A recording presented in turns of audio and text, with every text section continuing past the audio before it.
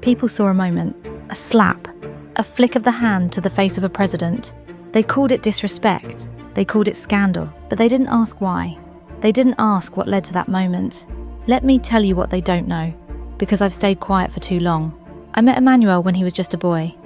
15, brilliant, restless, and far too curious for his own good. I was his teacher. I had no business paying attention to him. But I did. Because he wasn't like the other boys. While they were chasing football and giggling over silly things, he was writing poetry, passionate, deep, obsessive. He used to stay back after class to discuss literature and politics, eyes burning with purpose. At first, I dismissed it as youthful intensity, but then he said, "I'm going to marry you." I laughed. Of course I did. I was married, I had children. He was just a kid, but he said it again and again, every day.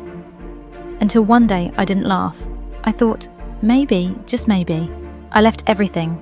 My husband, my quiet life, my reputation. I became a walking scandal. They called me a seductress, a witch, a mad woman. But I believed in him. I believed in that boy. So I poured myself into him.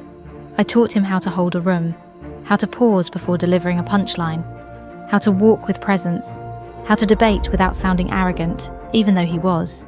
I shaped him, polished him, made him ready for the stage long before France even knew his name. I became his coach, his partner, his armour. And he rose. Fast, too fast. First the ministries, then the campaign, then the presidency. And suddenly, we were in the palace. The same people who once spat on my name now called me Madame Première Dame. The world bowed, but behind closed doors. Things were changing. He became distant, distracted, always surrounded by aides and advisors, always rushing somewhere, always talking to someone, just not me. And the whispers started. She's too old. She holds him back. He'd be better off with someone who fits the image. I heard them. I read the headlines. I smiled through it. For the cameras, for the country, but every smile was a crack in my armour. At home, he started snapping at small things. My tone, my timing, my presence. He said once, "Can you not interrupt when I'm thinking?" And I replied, "I taught you how to think." He didn't laugh.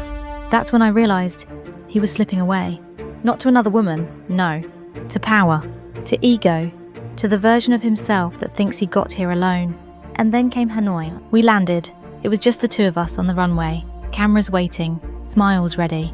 And he said something, a whisper, sharp, cold, something like, "Just stand there, don't talk too much." That was the moment I reached out and pushed his face. It wasn't anger, it wasn't rage. It was grief. Grief for the man I knew, the boy I believed in, the boy who used to write me letters in secret saying, "You're my muse, my miracle, my reason." Where was that boy? I didn't slap the president of France. I slapped the ghost of my husband.